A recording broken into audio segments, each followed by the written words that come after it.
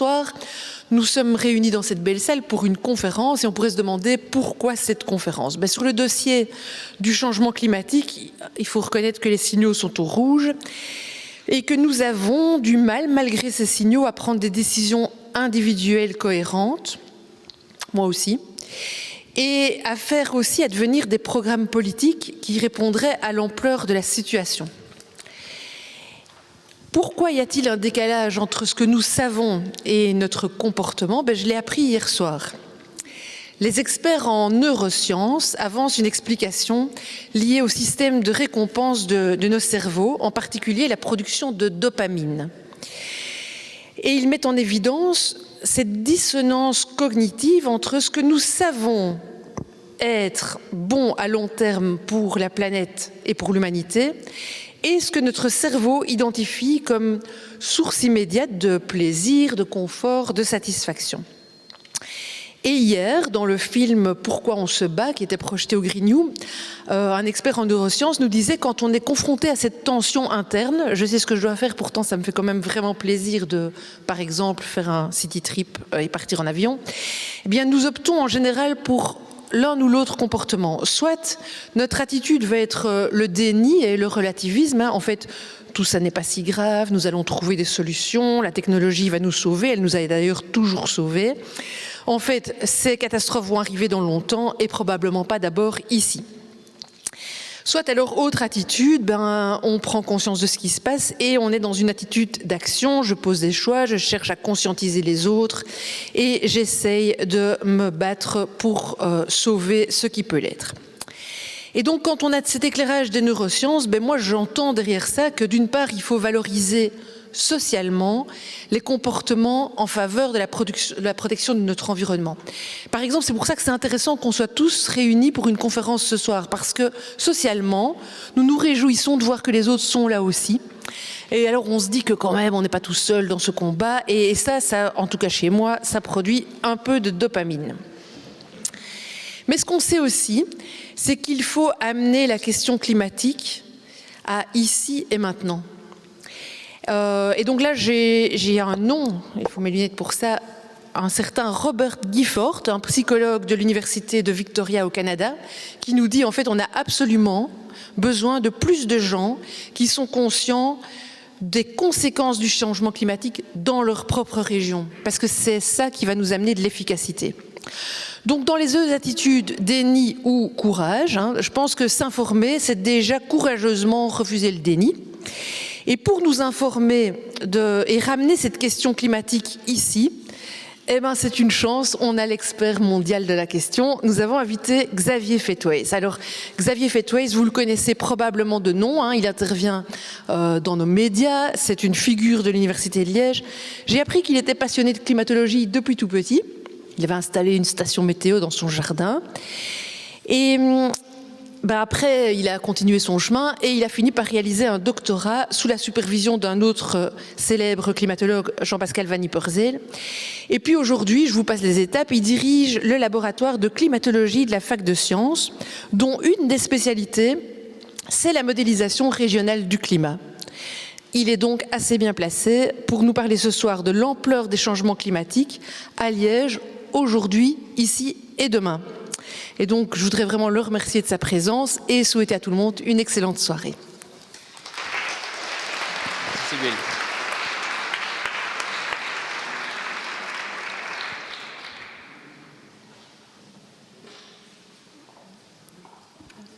Allez, elle a souri de ce côté-là. Mais ça, c'était pas prévu. Ah, voilà.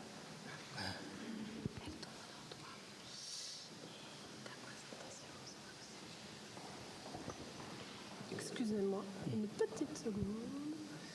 Ben voilà. Et voilà.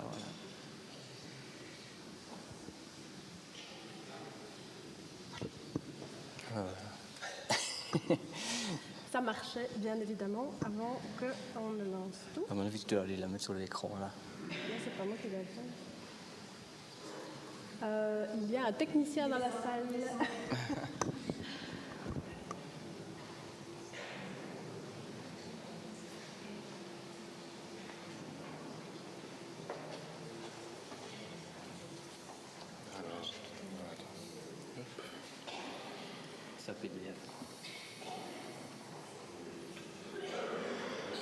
c'est comme tantôt, mais je suis passé sur le PowerPoint, tu vois.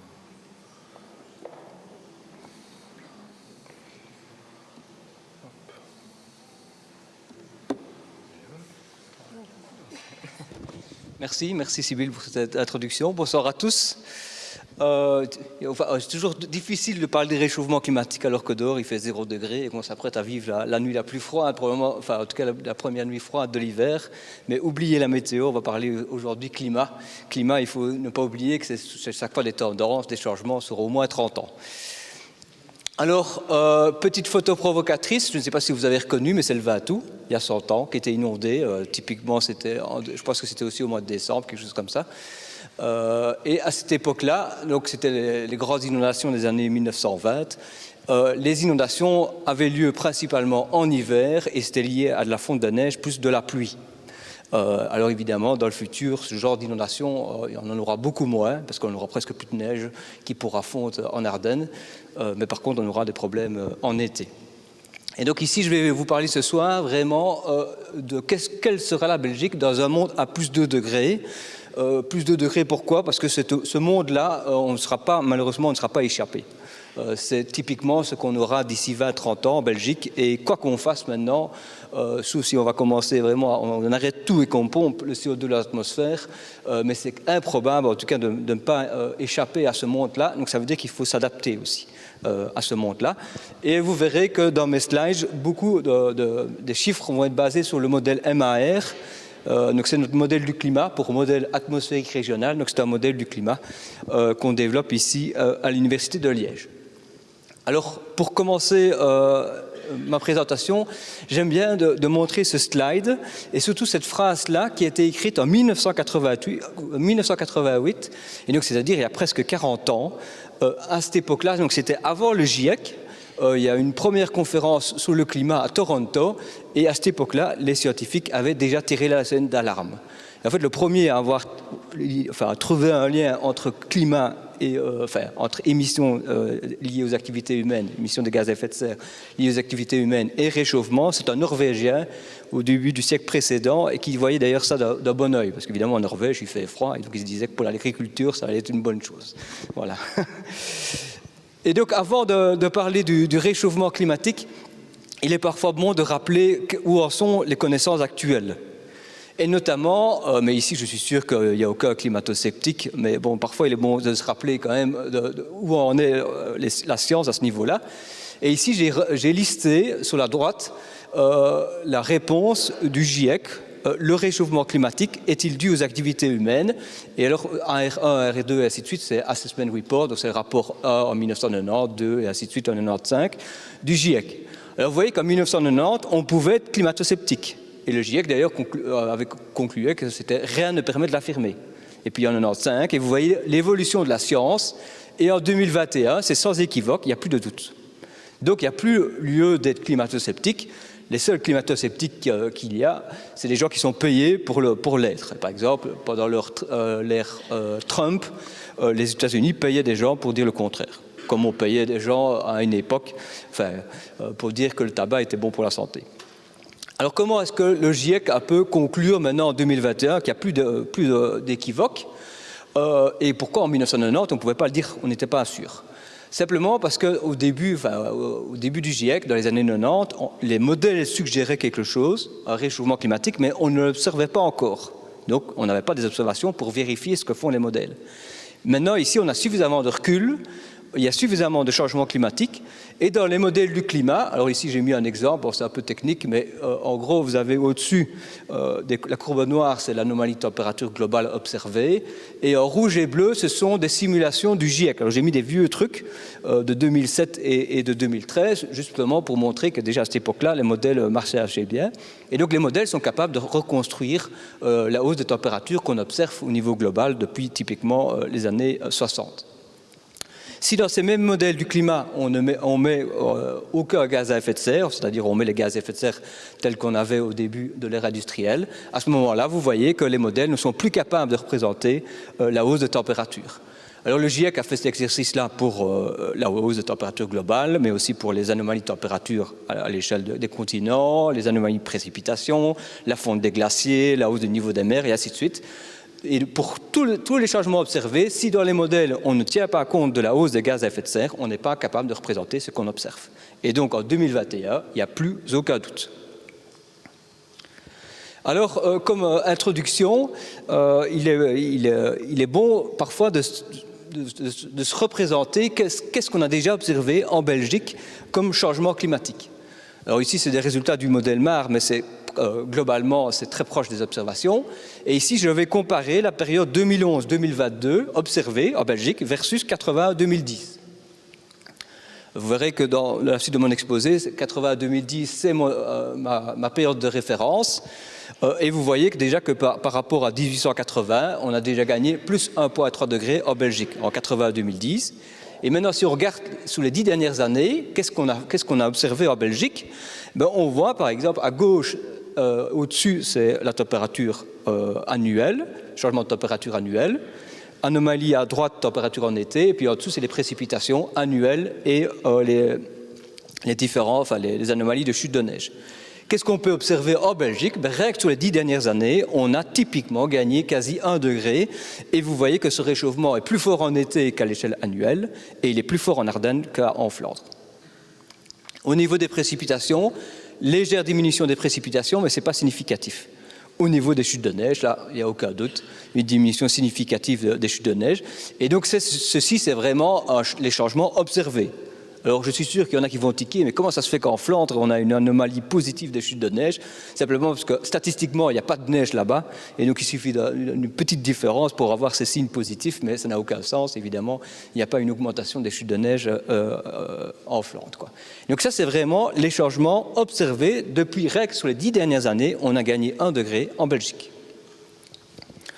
Alors, pour discuter des projections futures, je suis obligé, malheureusement, d'introduire assez rapidement ce qu'est un scénario. Donc, vous savez que le GIEC produit différents scénarios, et c'est des scénarios qui sont, je dirais, optimistes. Alors, on essaie de limiter le réchauffement climatique, par exemple, à 1,5 degré, ou alors des scénarios plus pessimistes, où on va plutôt vers du plus 4, plus 5 degrés. Alors, vous avez des noms barbares, SSP 585, SSP 370 et ainsi de suite. Je vais revenir quand même sur ces noms-là au cours de la projection, mais je vous ai mis pour vous rappeler, je vous ai mis à quoi ça correspond plus ou moins. Donc, SSP2, c'est plus ou moins plus 2 degrés et ainsi de suite. Il faut faire très attention que dans le GIEC, quand on parle de plus 2 degrés, c'est chaque fois par rapport à 1850. Ça va ? Pour le moment, le scénario le plus probable, si tous les engagements qui sont pris sont réellement pris, c'est le scénario rouge, SSP 3, plus 3 degrés, c'est la trajectoire vers laquelle on va. Ici, il est clair qu'à la COP21 et encore à la COP28, les politiques et les scientifiques ont demandé qu'on limite ça à 1,5 degré, 2 degrés, mais on n'y est pas encore du tout. Et donc ici, je vais vous présenter vraiment des résultats avec le scénario qui est pour le moment le plus probable. Ça ne veut pas dire qu'on ira jusqu'au bout comme ça, mais en tout cas pour le moment c'est le plus probable. Et alors comment est-ce qu'on a travaillé ici à Liège? Le GIEC, je vous ai dit, c'est 4 scénarios, typiquement c'est 4 scénarios. Et puis le GIEC, c'est toute une série de modèles du climat globaux qui tournent à l'échelle de la Terre à des résolutions typiquement de 100 à 200 km de résolution. Évidemment, à ces résolutions-là, la Belgique, c'est quelques pixels, on ne sait rien voir. Et donc, nous, avec notre modèle MAR, on a fait un zoom, alors, de tous ces modèles-là, on a fait un zoom sur la Belgique à 5 km de résolution. Et vous voyez, par exemple, un exemple d'un événement pluvieux extrême type juillet 21. Au-dessus, c'est modélisé par un modèle global, un modèle allemand. Et au-dessous, c'est le même événement qui est zoomé avec le modèle.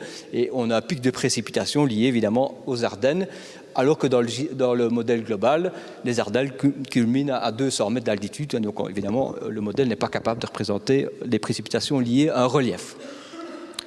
Alors, en termes de projections futures, voici des projections futures pour la ville de Liège, température annuelle. En bleu, c'est ce qu'on observe depuis 1950. Et les couleurs, ça correspond à différentes projections futures, différentes trajectoires possibles. Selon le scénario SSP3, donc trajectoire en plus 3 degrés. Et ici, moi, je vais regarder ce qui va se passer dans un monde à plus 2 degrés qui correspondrait plus ou moins à la moitié du siècle. Alors, si vous regardez bien, à la fin de la série bleue, vous voyez que pour le moment, les anomalies qu'on observe au niveau de température sont supérieures à ce que les modèles prévoient. Ça veut dire qu'on est typiquement en Belgique 10 ans en avance par rapport à ce que les modèles prévoient. Et donc, il est probable que pour le moment, en tout cas, on pourrait avoir ça comme en tête, c'est qu'on pourrait se dire que les projections futures modélisées par les modèles, en fait, sous-estiment les changements qu'on pourra avoir. Mais c'est encore trop tôt pour le dire, mais vous voyez tout de suite que les changements observés sont supérieurs à ce que les modèles prévoient. Donc, c'est la courbe bleue. Alors, quel sera le climat de la Belgique dans un monde à plus 2 degrés? Donc, je rappelle, c'est typiquement d'ici 20-30 ans. Alors ici, faites bien attention, moi je travaille par rapport à la période 1980-2010. Ça va? Donc il y a une trentaine d'années. Anomalies de température, au-dessus, c'est les anomalies de température, en dessous, les anomalies de précipitation. À gauche, annuel, à droite, en été. C'est comme ce qu'on observe depuis quelques années, c'est que c'est surtout en été que ça se réchauffe. Et vous voyez tout de suite aussi que le réchauffement est beaucoup plus fort en Ardennes qu'en Flandre. C'est principalement lié au fait que la Flandre est à côté de l'océan qui joue un rôle tampon. Et pourquoi les étés se réchauffent plus que la température annuelle? C'est parce que les étés vont devenir de plus en plus ensoleillés, il va y avoir moins de précipitations et du coup ils vont devenir de plus en plus secs, plus de soleil, ça emballe la hausse des températures. Et vous voyez qu'au niveau des précipitations, à l'échelle annuelle, il n'y a pas de changement significatif. On devrait rester avec des précipitations annuelles qui sont plus ou moins équivalentes à maintenant. Par contre, en été, les précipitations vont diminuer significativement. En termes de température extrême, alors ici, c'est chaque fois des graphiques. Au-dessus, c'est le climat présent, 1980 à 2010, et en dessous, c'est la même échelle, mais un monde à plus 2 degrés. À gauche, les jours chauds, température maximum plus grande que 30 degrés, le nombre de fois qu'on a ça par été, et à droite, le nombre de nuits tropicales, température minimum supérieure à 20 degrés. Donc c'est les nuits pendant lesquelles on dort très très mal. Qu'est-ce qu'on peut voir? C'est que le climat présent, on avait, en tout cas sur l'Ardenne, quasi aucun jour chaud. Et vous voyez qu'à Liège, on était typiquement avec 3-4 jours par été à plus 30 degrés et une ou 2 nuits tropicales. Dans un monde à plus de 2 degrés, c'est-à-dire d'ici 20-30 ans, on sera typiquement à Liège, vous voyez qu'on sera en moyenne, tous les étés, on aura 15 à 20 jours avec des températures maximum de plus de 30 degrés. Et vous voyez que les nuits tropicales, on sera entre 10 et 15 nuits tropicales. Il faut savoir, on en aura l'occasion d'en discuter par après, que cet effet ces nuits tropicales, et le fait d'avoir plein de nuits tropicales, ça va être augmenté dans les villes à cause de l'effet de l'îlot de chaleur urbain qui amplifie ce problème de température très chaude pendant les nuits. Alors ici, même graphique, au-dessus, climat actuel, en dessous, monde à plus 2 degrés. Vous voyez, et c'est pour les températures froides. À gauche, les gelées, à droite, les jours d'hiver où la température reste tout le temps négative. Vous voyez l'évolution et typiquement, il y aura presque plus de gelée en basse et moyenne Belgique et des jours très froids, ça va se limiter à quelques jours par an alors qu'on était quand même à 15-20 jours avant. Alors les étés, vous avez vu que c'était en été qu'on avait les changements climatiques les plus importants.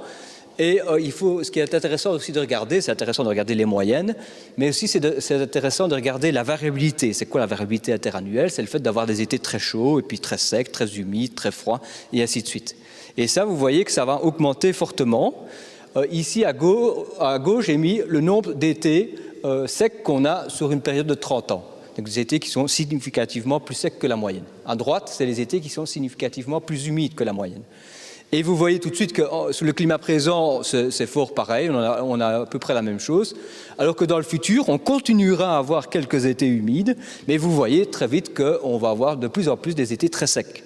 Donc non seulement les précipitations diminuent, mais en plus, on aura des étés très très très secs qui vont amplifier ce problème-là.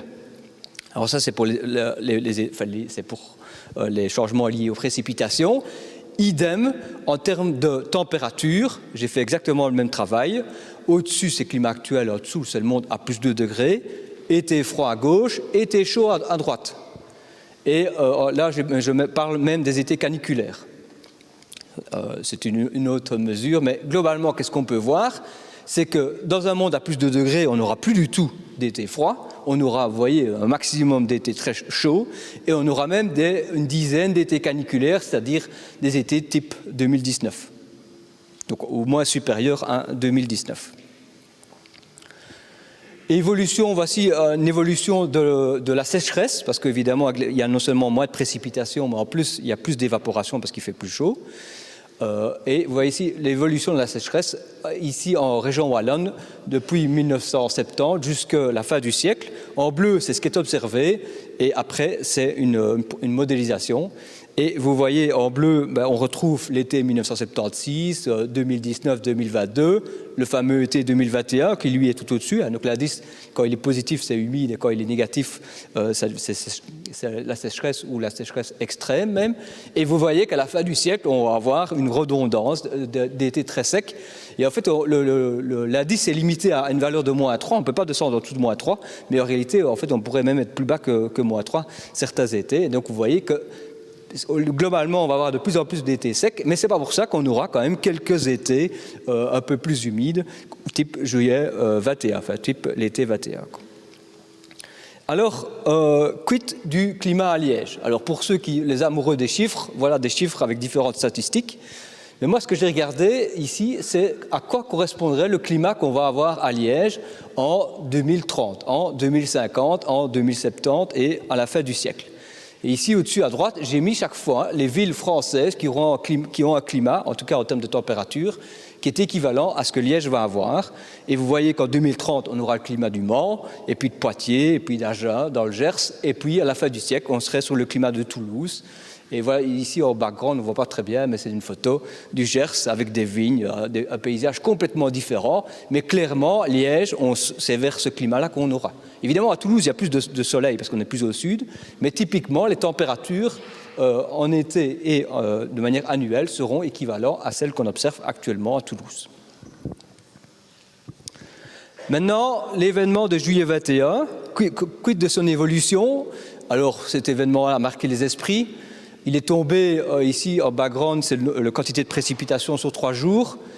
Et ici, c'est la moyenne des précipitations en juillet. Et vous voyez qu'il est tombé en 3 jours, 2 fois ce qui tombe en moyenne au mois de juillet. Alors cet événement-là, on l'a regardé avec notre modèle et on fait une série temporelle avec des petits bâtonnets bleus. Et chaque année, on a mis l'événement dans le bassin de la Vestre le plus extrême sur 3 jours.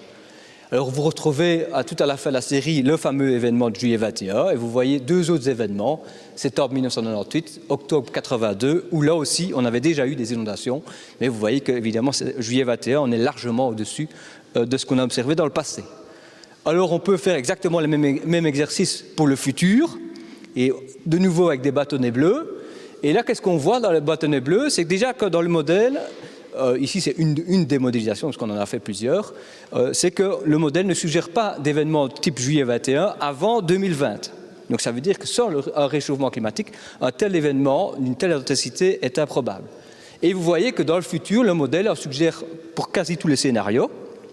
Chaque graphique correspond à des scénarios différents, mais ce qu'on constate, c'est que globalement, cet événement-là sera le plus probable dans un monde à plus 2 degrés que dans un monde à plus 4 degrés, où les étés vont devenir trop secs et trop chauds, donc du coup, pour pouvoir générer de tels événements. Je vais évidemment y revenir. Alors, la vallée de la Vestre, est-ce que c'est la vallée où ce genre d'événement-là est le plus probable? Est-ce qu'on pourrait avoir ce genre d'événement-là ailleurs? Alors ici, c'est un graphique un peu compliqué, mais qui donne la quantité de précipitation d'un événement de retour, d'une période de retour de 50 ans sur le siècle prochain. Alors les colonnes, ça correspond aux différents scénarios, et les lignes, ça correspond à différentes modélisations, et plus c'est rouge, plus c'est mauvais. Et en CM, c'est la quantité de précipitation dans le bassin de la Vestre. Ici, en juillet 21, on était à une valeur de 160, et vous voyez que le modèle suggère des événements même pires que juillet 21. Et ce qu'on constate, c'est qu'on en a des valeurs plus élevées pour un monde à plus 2 degrés que pour les scénarios plus 3, plus 4 degrés.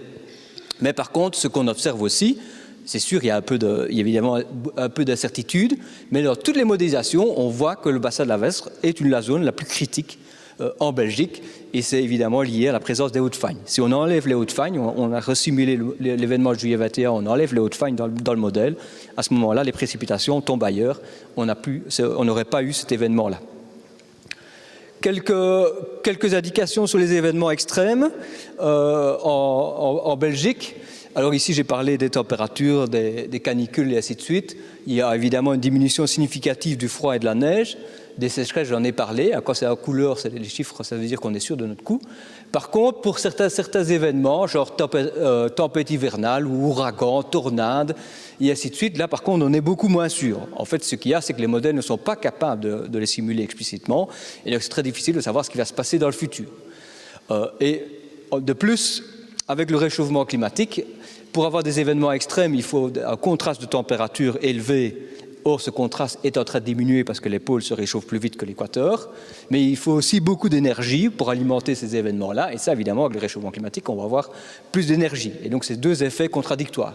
Mais en tout cas, ce qu'il faut retenir, et ça c'est important, c'est qu'avec l'augmentation du bâti et de la population, un même événement fera beaucoup plus de dégâts qu'avant. Ici en background, j'ai mis une photo du village L'Église en Ardennes en 1982, qui a été complètement rasé. Mais il faut savoir qu'avant les tornades, si elles n'avaient pas lieu dans le jardin de Uccle, de l'IRM, personne n'était au courant. J'exagère un peu, mais c'était un peu ça. Ici, maintenant, tout le monde est au courant de tout. Et donc, les tendances, les statistiques des événements extrêmes, ce n'est pas du tout fiable, parce qu'avant, il n'y avait rien qui était répertorié. Ce qu'il faut retenir en termes d'événements extrêmes, parce que souvent on me dit, mais si avec un monde à plus de degrés, on va avoir des inondations, autant laisser aller les choses. Mais clairement, dans un monde à plus de degrés, c'est-à-dire dans un climat dans lequel on entre petit à petit, on va être dans un climat qui est très favorable à des inondations de type juillet 21 avec une fréquence de retour de 10 à 20 ans. Vous voyez que ce n'est pas toutes les années. Par contre, dans un monde à plus 4 degrés, le risque extrême, ce sera évidemment les feux de forêt et les sécheresses. Les feux de forêt, les forêts qui sont très malades, beaucoup de bois morts, cumulés à de la sécheresse. Évidemment, du coup, il faudra tout doucement faire face, anticiper en tout cas des grands feux de forêt, comme on observe d'ailleurs dans le sud de la France, sachant qu'on va voir le climat du sud de la France. Une des régions les plus touchées ici en Belgique, qui n'est pas très loin d'ici, c'est les Hauts-de-Fagne. Vous savez que les Hauts-de-Fagne, elles sont enneigées par exemple aujourd'hui, hein, c'est l'endroit le plus froid de Belgique, le plus enneigé. Il fait tout le temps humide là-bas et on retrouve là-bas un écosystème unique qui est lié notamment à la sphaigne, qui va former de la tourbe, et ces tourbières permettent une grosse acidité dans le sol et ça empêche les Hauts-de-Fagne de se boiser. Ça permet d'avoir toute une série d'écosystèmes, les tétralyres, certaines fleurs et ainsi de suite qu'on retrouve que là en Belgique. C'est là-bas que les changements climatiques seront les plus forts en termes de diminution de précipitations et en termes de hausse des températures. Et donc, il est fort probable que progressivement, les tourbières des Hauts-de-Fagne vont mourir parce qu'en été, il fera trop sec. Et du coup, les Hauts-de-Fagne vont progressivement se boiser. Au début des épicéas, qui eux-mêmes vont mourir, alors par après, on aura d'autres arbres. Alors si on regarde un petit peu les changements climatiques au Morigi, alors là de nouveau pour les amoureux des chiffres, j'ai mis quelques chiffres là au-dessus, mais ce qu'il faut retenir, c'est qu'à la fin du siècle, le climat au Morigi, ce sera le climat de Liège. Évidemment, à Liège, on n'a pas de Hauts-de-Fagne, on n'a pas tout ça, mais le climat qu'on avait il y a 10-20 ans à Liège, ce sera le climat du Morigi à la fin du siècle. Et évidemment, du coup, il y aura encore quelques événements neigeux, mais ça deviendra exceptionnel. À Liège, on n'aura plus jamais de neige. Là, en Belgique, le plus gros impact, évidemment, ça va être les forêts. Que ce soit les IPCA, tout le monde est au courant, mais les hêtres aussi, ils ont le même problème que les IPCA. Ce sont des espèces d'arbres qui ont des racines uniquement en surface, très sensibles aux sécheresses. Et que ce soit les hêtres ou les IPCA, le climat ne sera plus du tout favorable à ces espèces d'arbres. Et donc là, il va falloir commencer à adapter nos forêts avec la complexité, évidemment, que lorsqu'on plante un arbre, c'est pour 100 ans. Et donc si on le plante maintenant, il sera peut-être adapté au début au climat et puis il ne sera plus adapté dans le futur, ou inversement. Et donc c'est vraiment un grand défi que les forestiers ont. Au niveau de l'agriculture, alors je vous ai mis en dessous quelques photos du Gers, qui est le climat qu'on risque d'avoir, en tout cas si on laisse aller les choses. Il est clair qu'il faudra, à un moment donné ou à un autre, il va falloir tenir compte du fait qu'on n'aura plus d'eau en été. Pour le moment, on supposait en Belgique que l'eau était disponible de manière infinie. Or, on va avoir de plus en plus de problèmes. Alors, est-ce qu'il faut construire des bassines ou pas? Je l'ai fait exprès, c'est pour un petit peu titiller les gens sur le débat lié aux bassines en France. Mais clairement, notamment dans le Gers, au fond des vallées, il y a à chaque fois des petits lacs qu'ils utilisent alors pour arroser leurs champs pendant l'été. En tout cas, le bilan hydrique sera négatif, surtout en été. Et donc, il faudra soit adapter l'agriculture, soit alors commencer à réfléchir à stocker de l'eau. Hausse du niveau de la mer. Évidemment, ça ne concerne pas directement Liège, c'est plutôt en Flandre que le problème est. Typiquement, vous voyez au-dessus quelles seront les zones en bleu foncé qui seraient en dessous du niveau de la mer pour une hausse de plus 1 mètre, qui est la hausse qu'on prévoit d'ici 2100. Le point noir en Belgique, ce sera le port d'Anvers, qui est pour le moment pas du tout protégé. Alors, les Hollandais sont bien protégés, mais en Belgique, on n'a pas assez de protection, et donc il faudra s'adapter. Quelque chose qu'on ne sait pas non plus, dont on ne pense pas, c'est que la hausse du niveau des mers, c'est quelque chose de régional. Ce n'est pas plus 1 mètre partout. Les gens pensent qu'on dit plus 1 mètre, c'est plus 1 mètre partout. Non, il y a des zones, vous voyez ici, c'est la carte du monde, il y a des zones où la hausse sera plus forte qu'à d'autres endroits. Il faut savoir, par exemple, que les autres fonds du Groenland vont du côté des Philippines, alors que les autres fonds de l'Antarctique arrivent chez nous. Et c'est justement en Antarctique qu'il y a les plus gros problèmes de déstabilisation. Et donc, il y a un scénario plus 1 mètre, plus 2 mètres d'ici 2100, reste probable si l'Antarctique commence vraiment à se disloquer. En tout cas, c'est dans les scénarios probables. Au niveau de la santé, évidemment, depuis quelques années, il y a un fort impact évidemment des canicules sur le nombre de décès. J'ai mis sur une courbe pas très réjouissante, mais les vagues du Covid et puis les canicules. On parlait souvent des vagues du Covid, mais pas du tout des canicules. Il y a un lien évidemment direct entre les températures extrêmes et la santé des gens. Et la première fois qu'on s'est rendu compte de ça, c'est les Français en 2003, en août 2003, qui ont fait un lien très fort entre ça. Évidemment, autre problème chez nous, ça va être l'arrivée des maladies tropicales, notamment via les insectes qui vont s'adapter à notre nouveau climat. Alors ici, petite provocation, est-ce qu'il est temps de faire une pause climatique ou pas, Soit on va vers le monde plus 2 degrés, et vous avez vu qu'il y aura déjà quand même des problèmes chez nous, mais que c'est le minimum qu'on puisse, c'est un minimum, on ne pourrait pas faire beaucoup mieux que ça. Soit on va dans le monde de gauche, soit on laisse complètement aller les choses. Alors là, on est dans un monde à plus 5 degrés et on va avoir d'autres problèmes.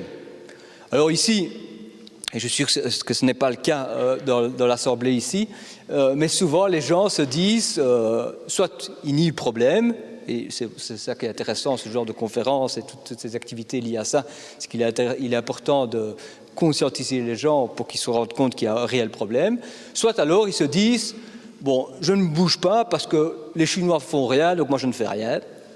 Ou alors, oh oui, c'est trop gros, moi c'est trop gros à faire, je ne fais rien tout seul. Alors on va en discuter évidemment avec les différents intervenants tout de suite, je vais terminer. Mais j'aime bien terminer ici mon exposé par cette petite fable qu'on appelle l'effet colibri. Je pense que vous avez tous entendu parler d'un petit oiseau qui fait son rôle pour aller éteindre un incendie, alors qu'a priori ça ne sert à rien. Mais je pense qu'on a un rôle très important de montrer l'exemple à nos enfants, enfin à la nouvelle génération, ou alors montrer l'exemple aux autres pays. Et pas se dire ah ben si les Chinois ne font rien, moi je ne fais rien. Et donc on a un rôle très important, même si on ne fait pas grand-chose, à force de multiplier ces exemples, et on va en discuter, ça va commencer à faire bouger les choses. Et il est clair que, et on le montre, qu'économiquement parlant, pour la santé et ainsi de suite, commencer à modifier toutes les activités qui favorisent le réchauffement du climat sera bénéfique aussi bien pour l'économie, la santé et ainsi de suite. Et donc à nous de montrer qu'il faut bouger. Vous avez vu qu'il est temps de réellement bouger, car pour le moment, on est dans une trajectoire plus 3 degrés et pas du tout du plus 2 degrés. Voilà, je vous remercie de votre attention.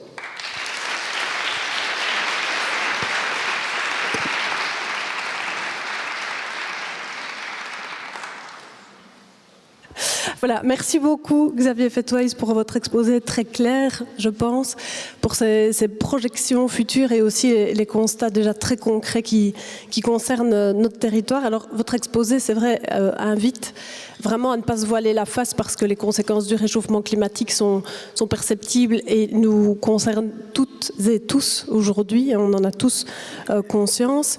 Et ici, en région de Liège aussi, on l'a dit, notre volonté à après ce partage d'informations objectives, et Cécile Van de Heert l'a dit et Sibylle Mertens également, ce partage d'informations, cette sensibilisation qui est nécessaire, ce qu'il faut après, c'est passer à l'action, agir et agir autrement. D'ailleurs, vous nous y avez invité dans vos derniers slides avec déjà quelques recommandations. Alors, moi, je me présente, Delphine Buchet, je coordonne le Forum Liège Créative, qui est un forum de rencontres-conférences de l'Université de Liège, qui soutient l'innovation, et nos maîtres mots, c'est la transdisciplinarité et le décloisonnement entre les acteurs du monde de la recherche, de l'entreprise, du secteur public, parce qu'on sait qu'aujourd'hui, il faut travailler tous ensemble et toutes disciplines réunies pour faire face aux enjeux qui nous concernent.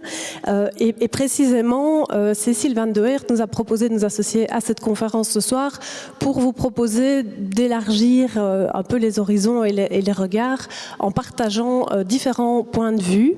Et nous avons donc réuni 4 intervenants qui vont se succéder maintenant à la tribune pour partager leur expertise. Et ce sera des rapides coups de projecteur, je dois bien le dire. Ils sont prêtés à un jeu de rapidité d'exposé puisqu'ils ont plus ou moins 5 minutes chacun, mais ils vont dans ces 5 minutes illustrer les adaptations et les évolutions qui sont nécessaires aujourd'hui avec une approche du plus macro, puisqu'on va parler société, au plus micro. Et je vais vous présenter rapidement les 4 intervenants. Nous commencerons par écouter Aline Thierry. Aline Thierry est assistante au département de sciences politiques, gouvernance et société à l'Université de Liège. Elle est chargée de recherche au sein du groupe Spiral, qui est spécialisé notamment dans la gestion des risques. Et on l'a dit, face aux événements extrêmes qui se présentent à nous, elle va nous parler du concept et de la notion de la culture du risque et surtout comment se préparer dans une dimension collective. Après Aline Thierry, nous écouterons Laurent Mini, qui est directeur de projet chez Greysch, le bureau d'études. Alors, on ne conçoit plus aujourd'hui les infrastructures et les espaces publics comme il y a quelques années, il y a 5, 10 ans, peut-être 15 ans. Il y a toute une série de facteurs maintenant qui doivent être intégrés. Non sans enjeux et défis, il le dira. Et c'est ce qu'il va partager avec nous, donc sous son prisme d'ingénierie.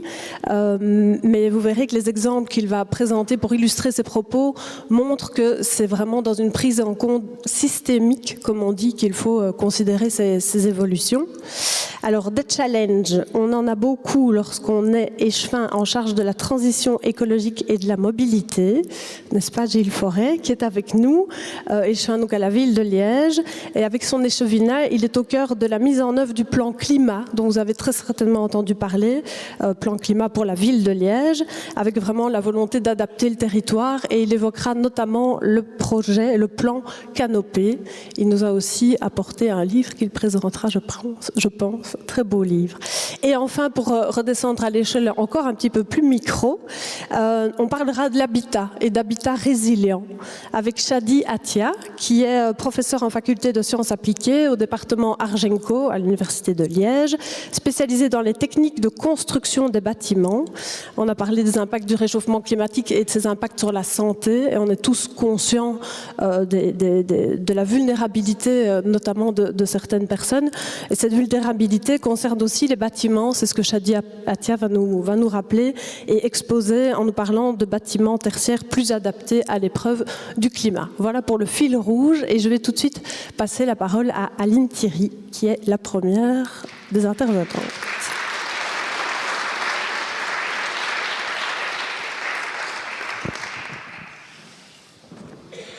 Merci beaucoup. Bonsoir à toutes et à tous.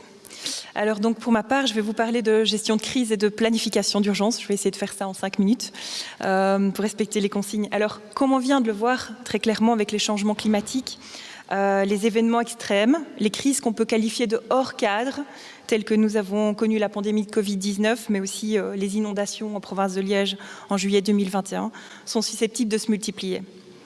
Et donc il est dès lors aujourd'hui évident qu'il faut renforcer la préparation de nos sociétés à ce type d'événements extrêmes.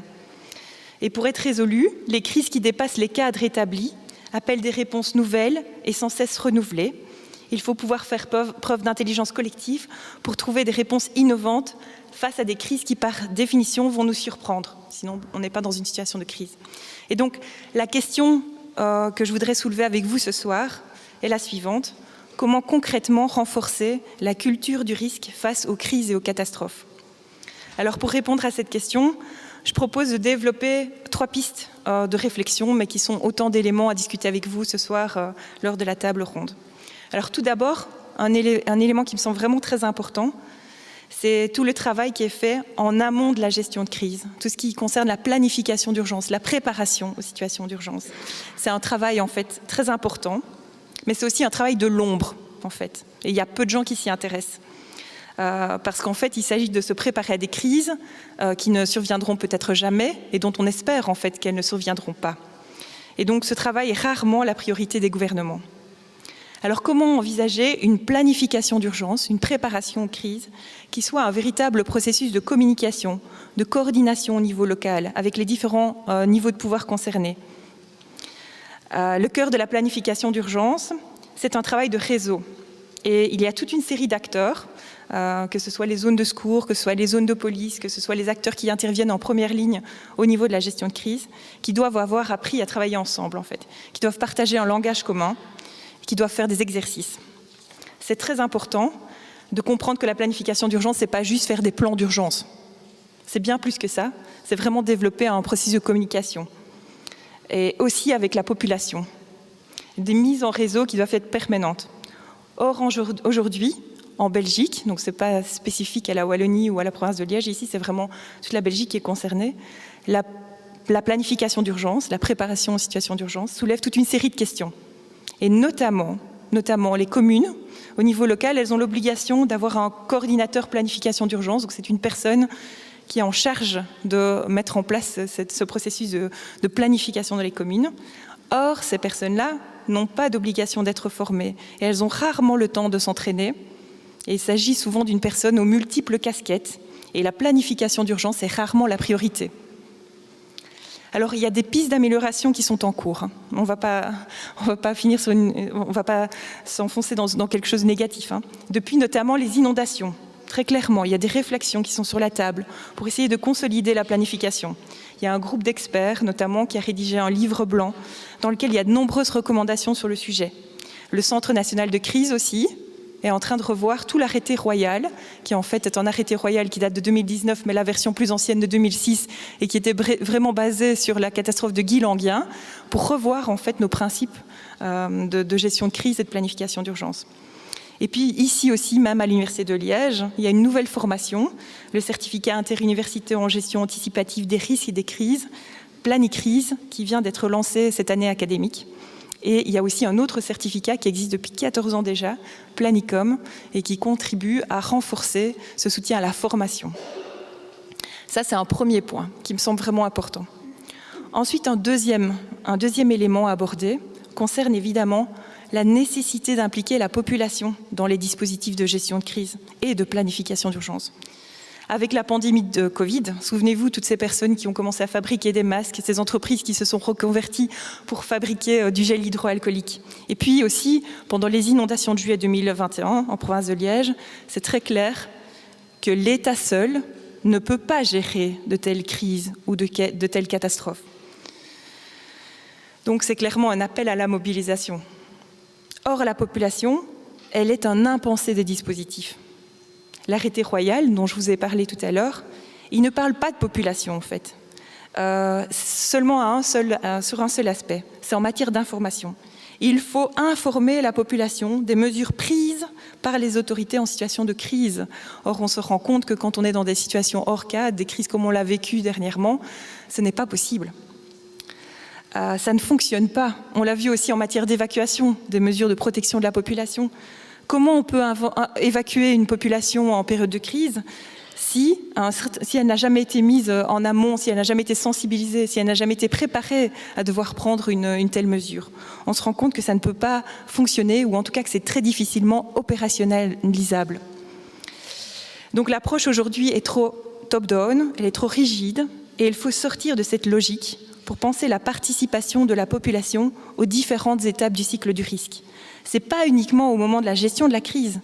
La population elle a un rôle à jouer dans l'identification des risques, par sa connaissance fine des territoires, dans la planification d'urgence, comme je viens de le dire, notamment pour faire en sorte que les mesures qui sont prévues dans les situations d'urgence soient opérationnelles, qu'elles soient effectivement possibles à mettre en œuvre par la population, dans la gestion de crise, mais aussi et surtout, comme on l'a vu à la suite des inondations, dans la phase de rétablissement, qui était particulièrement investie par les citoyens lors des inondations de juillet 2021. Donc c'est véritablement un des grands enseignements des dernières crises. La population a joué un rôle central à travers des réseaux d'entraide et de solidarité. Et ces parties du réseau sont innovantes, créatives, il faut les soutenir. Mais il y a aussi un enjeu de collaboration et de coordination entre les intervenants de terrain, ceux qui doivent gérer la crise, les professionnels, et la population. Et enfin, pour conclure, un troisième élément qui me semble aussi vraiment important à aborder, il s'agit de la mémoire que nous avons des crises. Quels enseignements, par exemple, avons-nous retenus de la crise Covid? Si demain nous sommes à nouveau confrontés à une pandémie, avons-nous appris de ce que nous avons vécu en 2020 pour être davantage préparés? Sommes-nous dans une dynamique d'apprentissage? Alors, à la suite des inondations, il y a eu des débriefings, des plans d'action qui ont été organisés à différentes échelles, et notamment ici au niveau de la cellule de crise provinciale à Liège. Mais il y a aussi eu une commission parlementaire et une enquête judiciaire. Or, ces deux démarches se sont davantage concentrées sur la recherche de responsabilités, ce qui ne permet pas nécessairement de tirer, d'être dans une dynamique d'apprentissage. Et il y a un autre aspect aussi qu'il faut souligner, c'est que ces crises, ces catastrophes ont aussi un caractère traumatisant pour tous ces intervenants. Et donc tirer des apprentissages, revenir sur ces événements, essayer d'apprendre de ces crises, ce n'est pas toujours quelque chose qui est facile à faire. Et donc je vais terminer là-dessus. Quelle mémoire et quels enseignements retenons-nous pour le futur? La mémoire, elle n'est pas uniquement tournée vers le passé, elle a aussi pour but de nous permettre d'être davantage dans une démarche d'anticipation des situations futures. Voilà, je vous remercie.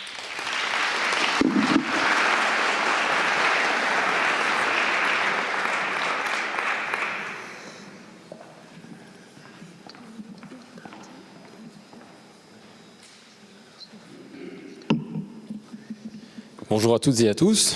Donc voilà, en 5 minutes, je vais essayer d'aborder les aménagements d'espace public dans ce contexte de changement climatique, avec des cas concrets, mais pas que.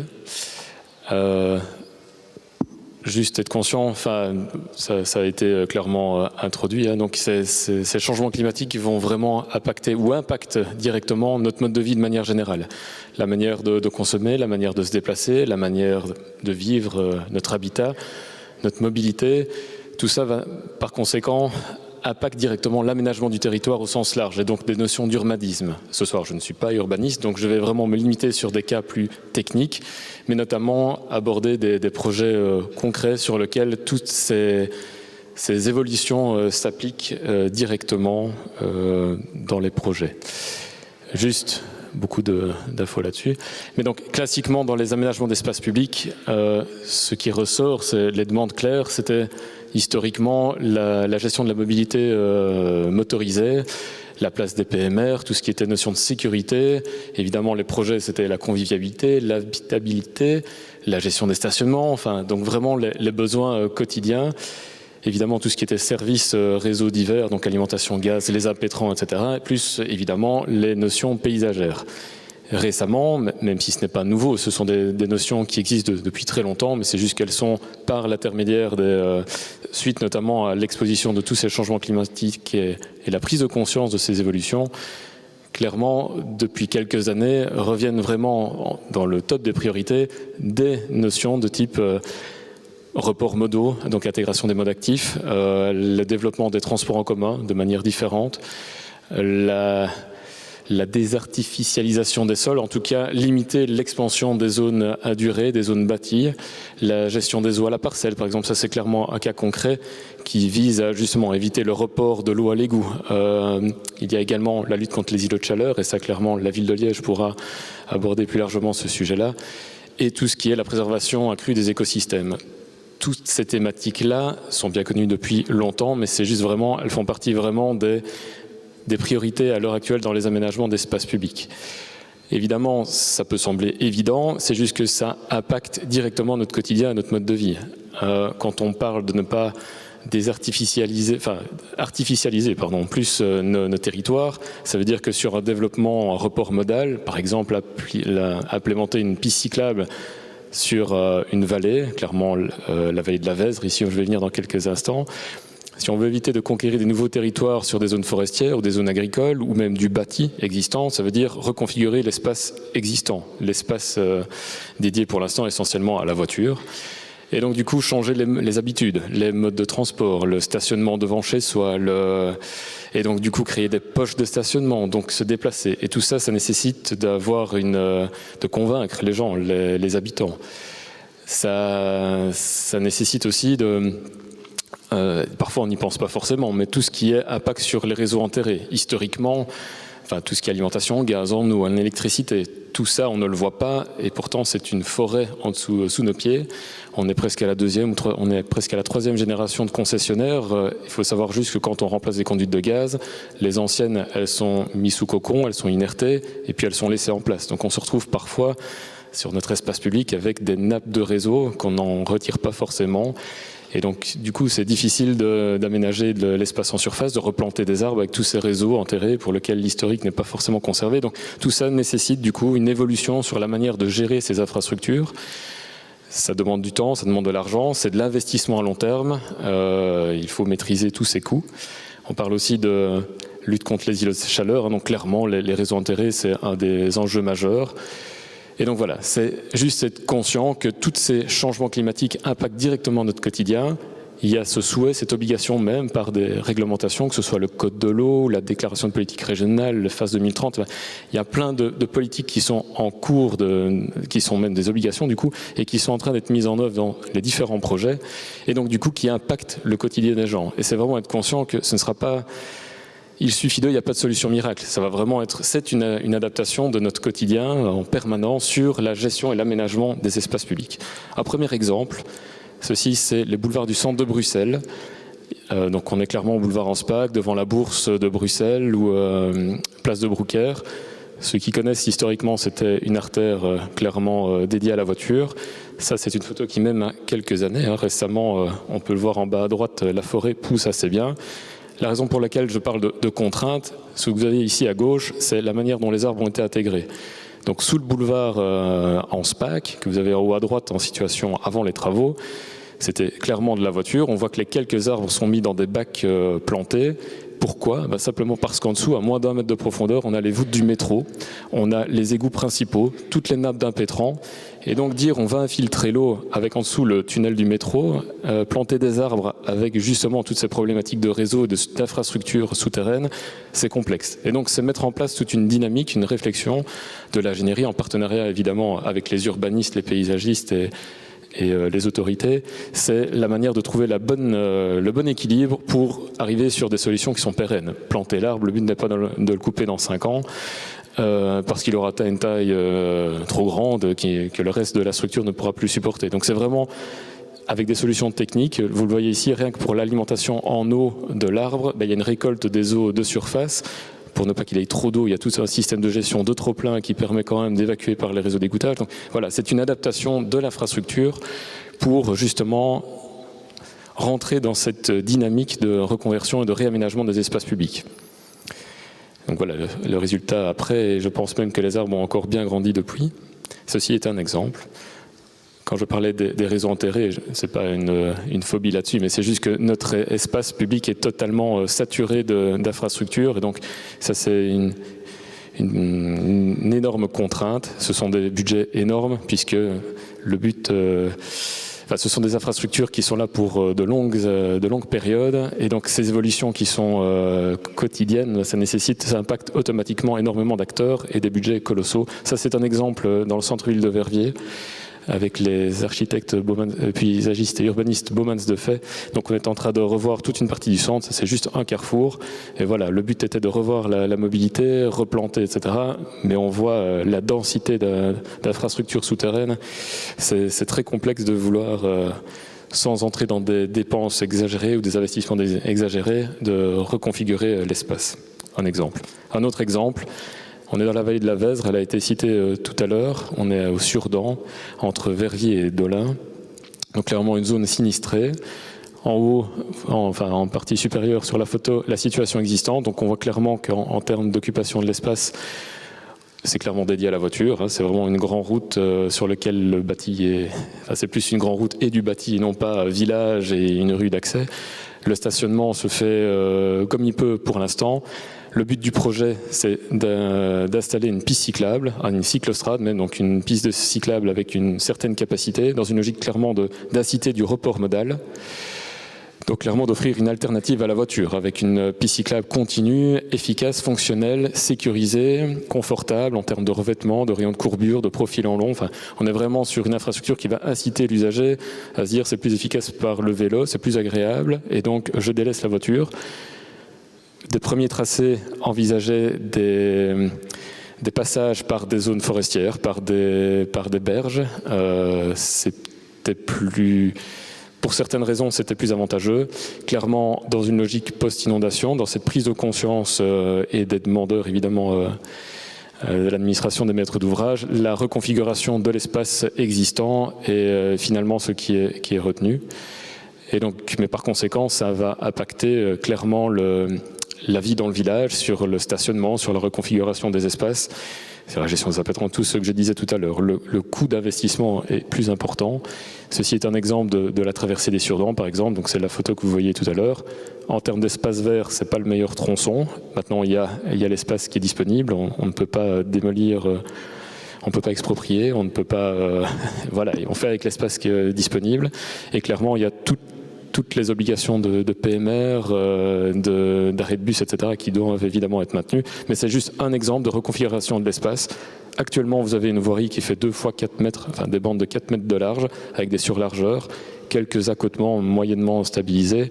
Le but, c'est de reconfigurer l'ensemble, de le régler, et du coup, d'associer des problématiques de circulation de piétons, de pistes cyclables, d'arrêt de bus, de stationnement, etc., de reconfigurer l'espace de manière générale pour tenter de répondre de manière cohérente à toutes les problématiques que je citais tout à l'heure. Il y a de meilleurs exemples en termes d'îlots de chaleur, etc., en termes de plantation. Ici, c'était juste une coupe très critique en termes de largeur disponible, mais c'est vraiment montrer que la volonté est bien de répondre de manière globale à toute une série de thématiques pour inciter des reports modaux, des gestions de plantation, etc., de manière générale, sans non plus négliger la présence, toujours à l'heure actuelle, de circulation motorisée. Et il reste quand même l'accès à des entreprises, etc. Donc l'accès camion reste également toujours possible. Voilà, j'ai essayé en 5 minutes de balayer quelques exemples concrets, juste montrer l'évolution de la manière de concevoir, la manière d'intégrer en tout cas ce genre les changements climatiques dans la conception des espaces publics. Juste aussi un exemple ici, c'est les quais de Meuse pour les Liégeois. Historiquement, c'était plus une autoroute urbaine, et là, clairement, on est c'est devenu un boulevard avec des grands espaces verts et de l'espace dédié aux modes actifs et piétons. Voilà, terminé.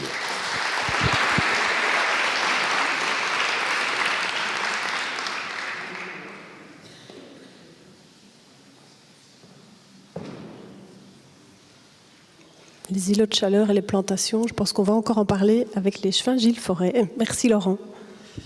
Merci Delphine, et je voudrais remercier le Green Office et ses partenaires Liège Créative pour l'organisation de cette quinzaine et de cette soirée. Je vais donc moi aborder en 5 minutes l'aspect adaptation du plan climat qui a été adopté par le conseil communal de la ville de Liège en novembre 2021. Et donc ce plan canopé repose avant tout sur une démarche méthodologique scientifique pour mieux connaître notre territoire et voir comment nous devons élaborer notre stratégie, prioriser nos actions. Et donc sur le slide, les différents plans qui sont là, c'est d'abord l'identification des îlots de chaleur sur le territoire de la ville de Liège, où on identifie bien évidemment la vallée, les plateaux, là où les îlots de chaleur sont les plus importants, sur l'aspect de la minéralisation du territoire et les plateaux plus végétalisés.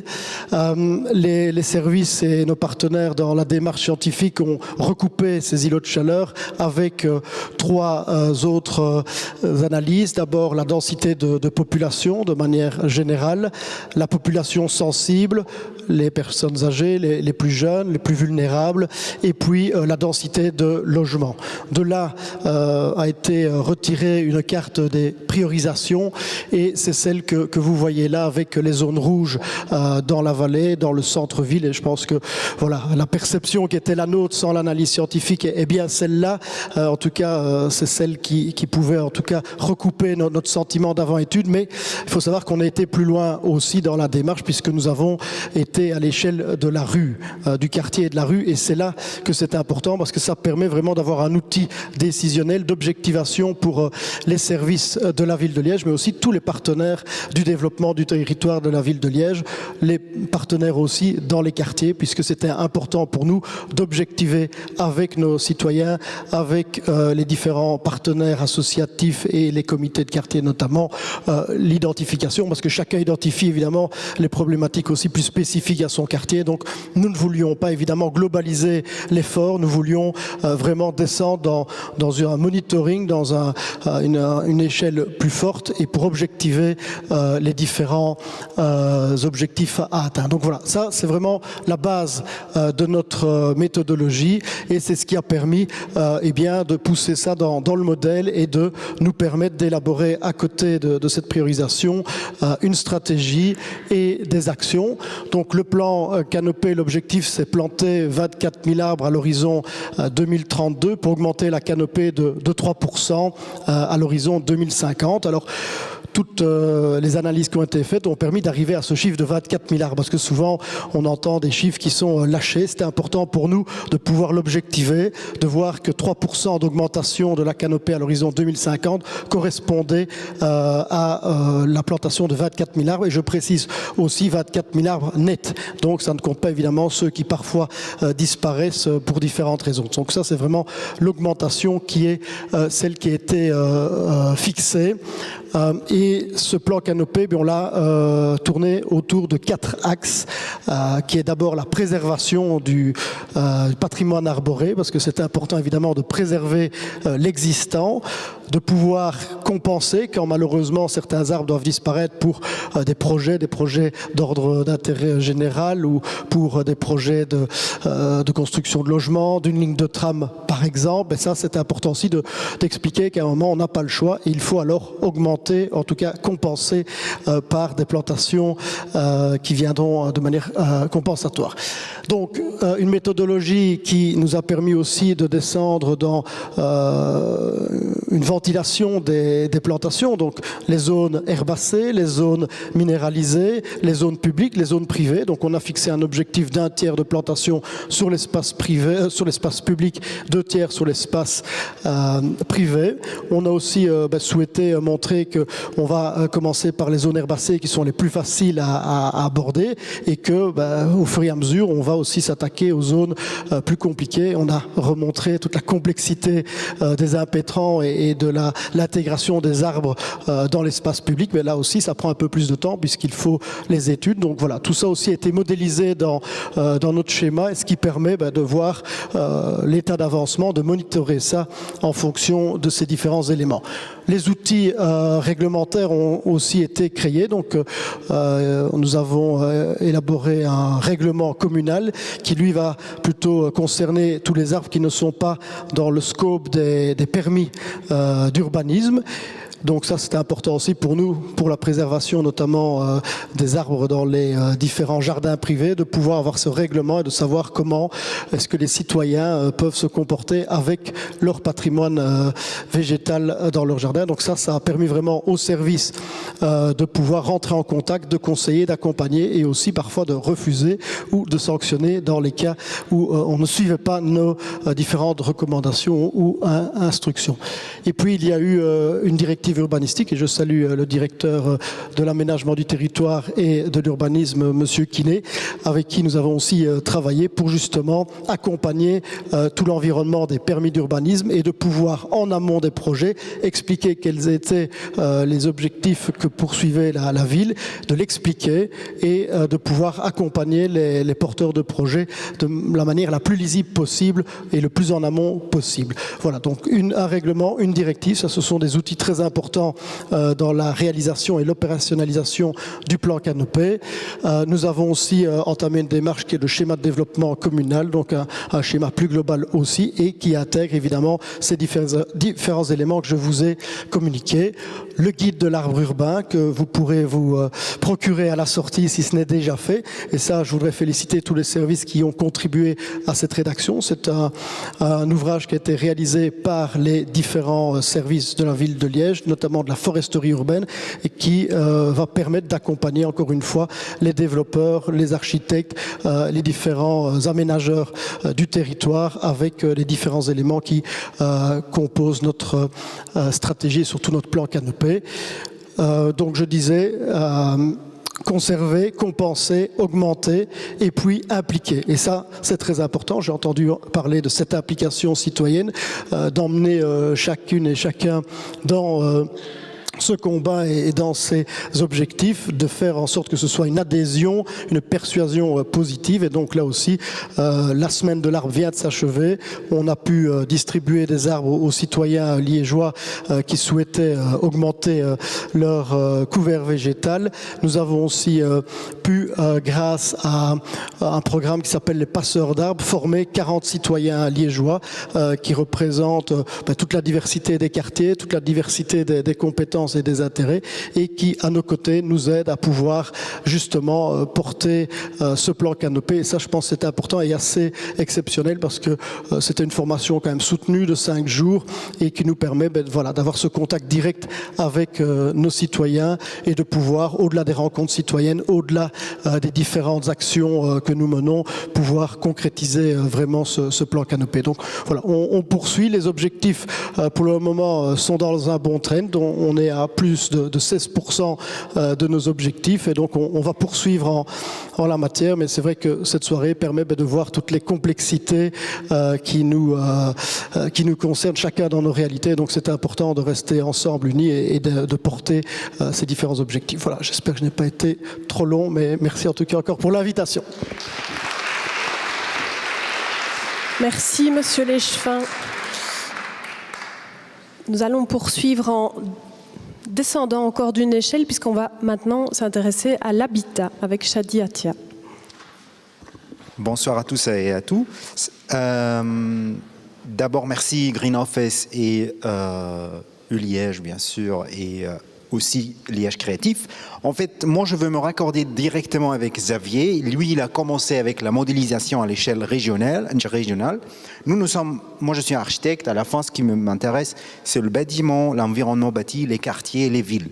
Ça veut dire, nous, on essaye aussi de faire la même chose, mais on s'occupe avec les bâtiments principalement. On fait aussi la modélisation, mais dans un contexte que le changement climatique est déjà, elle existe. C'est-à-dire, il faut vivre avec ces changements climatique, il faut faire des mesures d'atténuation, des mesures d'adaptation et que les chocs vont tomber.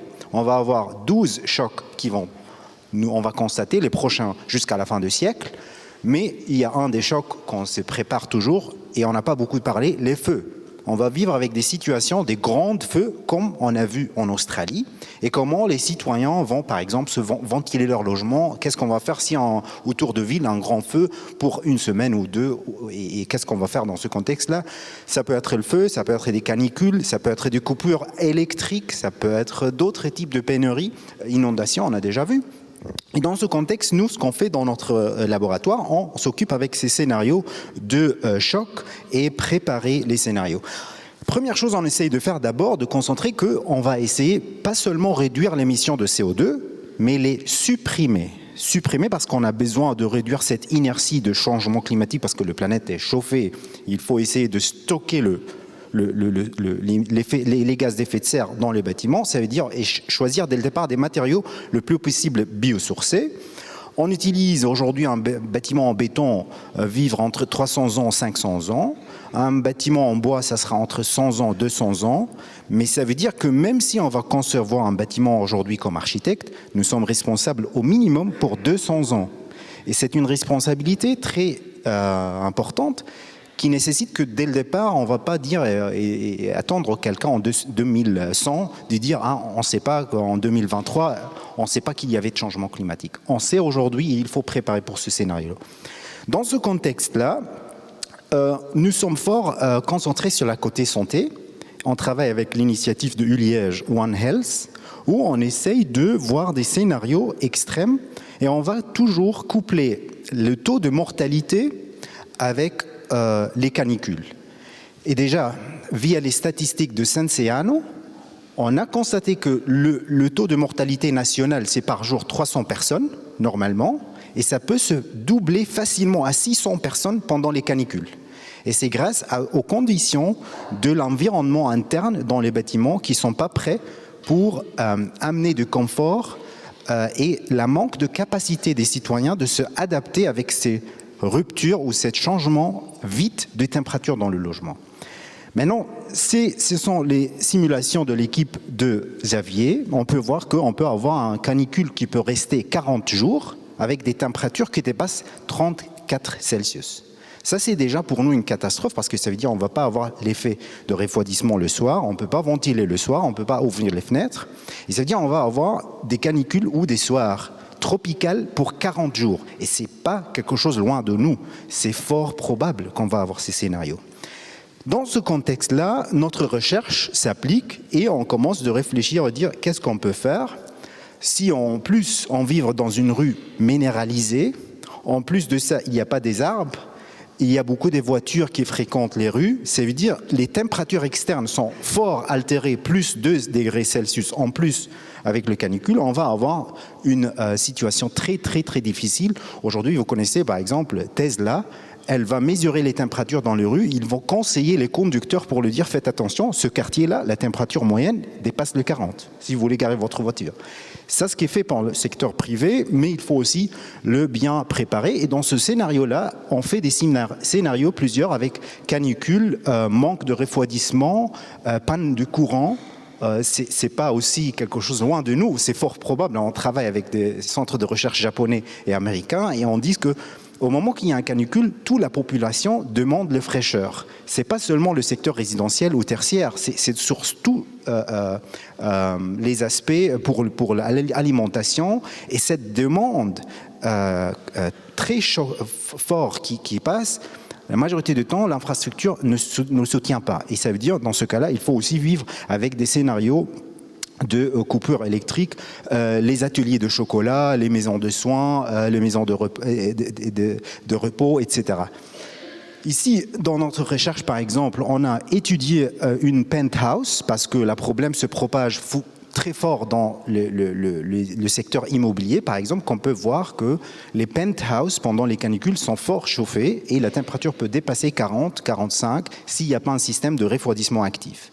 Et pour cela, ce qu'on essaye de faire, on essaye d'abord de réfléchir comment amener, sauver la population, comment avec l'architecture, après l'application de toutes les mesures de conception architecturale passive et bioclimatique, amener ce confort et en même temps voir la capacité d'adaptation de population. Et il faut toujours aussi avoir un plan B, c'est-à-dire il faut avoir des centres et des refuges pour évacuer la population en cas où, si on dépasse certaines températures qu'on a vu à Canada quelques années passées, où il faut évacuer une partie de population.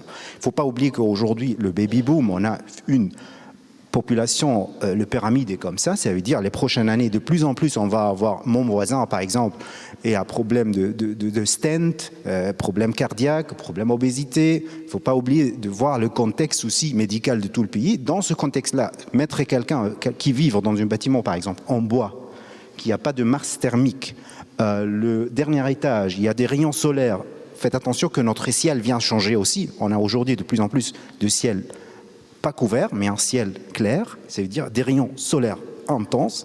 conclusion, ça nous amène de voir ces situations où on essaye d'avoir des systèmes actifs, des systèmes passifs, mais aussi avoir des plans C où on va évacuer la population. Dans ce contexte, c'est ce qu'on fait et on va avoir un demande très fort les prochaines années sur le refroidissement. On le fait ou pas, à la fin, on ne peut pas le changer. La plus importante, qu'on essaye de préparer les bâtiments avec toutes les mesures passives et actives pour qu'on peut éviter ces taux de mortalité qu'on peut corréler statistiquement et mieux équiper l'environnement bâti à l'échelle bâtiment, à l'échelle de quartier, à l'échelle de ville pour subir à ces situations choc. Merci pour votre attention.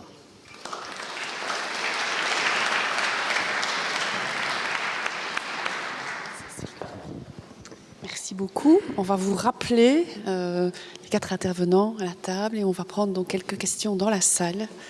Vous pouvez vous installer.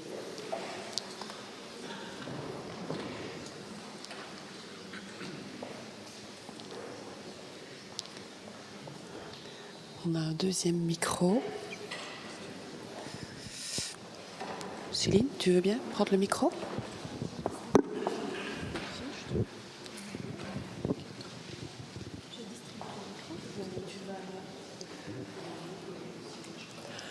On a beaucoup parlé de la dimension participative, donc j'imagine que vous avez peut-être envie de participer à l'échange, que vous avez peut-être des questions. Oui, voilà.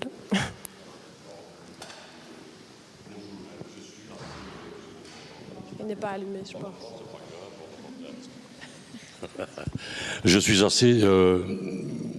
J'aime bien le réchauffement climatique, donc je suis motivé pour faire des choses. Okay, ça, c'est un fait, je l'ai fait à mon niveau, mais j'essaye aussi de parler beaucoup. Vous seriez étonnés, les gens qui s'en foutent.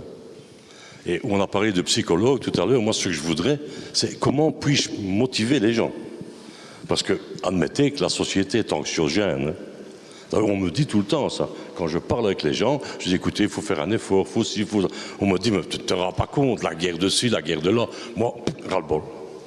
Alors, vous avez parlé de psychologue au départ. Qu'est-ce qu'on peut faire pour motiver les gens? Parce qu'à un moment donné, dans ma discussion, les gens, je les énerve. Croyez-moi, je les énerve. Et ils me disent mais nous, on n'a rien à faire avec ça. C'est tellement anxiogène notre société. Comment les motiver pour aller plus loin, comme vous dites, en 2050? Moi, j'essaie de motiver par mes petits-enfants qui vivront encore en 2100. Voilà ma question. Comment faire pour motiver les gens? Vous avez tous évoqué la difficulté, effectivement, de changer individuellement. Donc, je ne sais pas qui veut répondre à la question de monsieur. Donc, par rapport, par exemple, au plan climat, il y a le volet atténuation et le volet adaptation.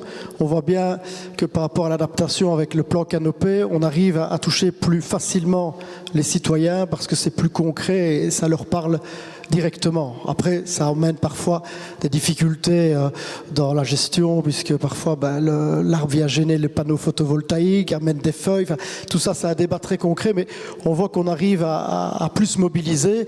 Et c'est vrai que voilà, sur ces deux volets-là, ça c'est le témoignage par rapport au débat que nous pouvons retrouver au niveau de la ville de Liège avec le plan climat. Donc voilà, c'est vrai que sur le plan canopé, sur les arbres, il y a une mobilisation plus forte et plus concrète, en tout cas plus perceptible pour les citoyens. Donc voilà, c'est peut-être un volet sur lequel on peut plus insister. Après, il y a évidemment tout le reste, mais c'est vrai que voilà, sur ce biais-là, c'est peut-être aussi une manière de plus inciter les citoyens. On le voit bien dans la mobilisation, puisque aller planter un arbre, c'est plus facile que d'aller couper les interrupteurs chez les autres. Et donc, on essaye voilà, de mobiliser sur ça, mais en tout cas, voilà pour mon témoignage.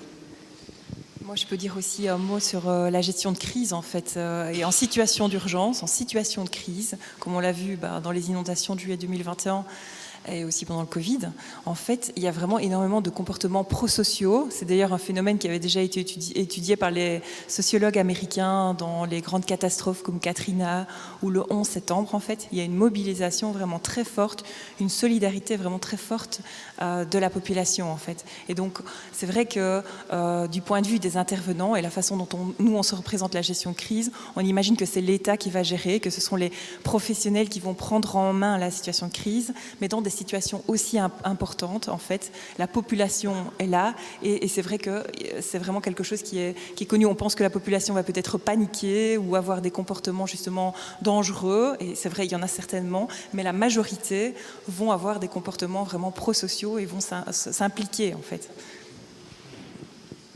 Moi, personnellement, je pense que si on peut connecter la population avec la nature, parce que de plus en plus, si on va, par exemple, l'exemple de Xavier avec le haute faune, avec les oiseaux ou les plantes ou le flora, le fauna qui peut disparaître ou va changer, je crois, nous sommes toujours vécus dans la nature, historiquement. Il y a un lien, mais cet lien a été coupé. Et si on peut le rétablir à l'échelle de toutes les générations, avoir l'infrastructure, le rendre accessible, promouvoir cette connexion avec la nature, je crois que par défaut, on va avoir un clic et les choses reviennent naturellement. Si je peux me permettre aussi, le Green Office organise une super activité jeudi prochain, le matin, qui est un plaidoyer pour justement arriver à convaincre les gens climato-sceptiques, etc. Je vous conseille une activité de qualité.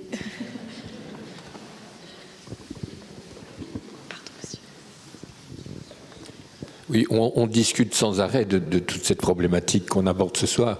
On sait que la réponse technologique n'est pas une réponse. Parce que si cette réponse technologique ne sert qu'à augmenter la consommation, alors qu'il faut réduire la consommation de manière drastique, elle n'est pas une réponse. Je suis très sensible à la première intervention qui parle de l'adaptation, qui va sur l'urgence, parce que nous sommes dans une situation d'urgence, nous devons nous adapter à une situation d'urgence.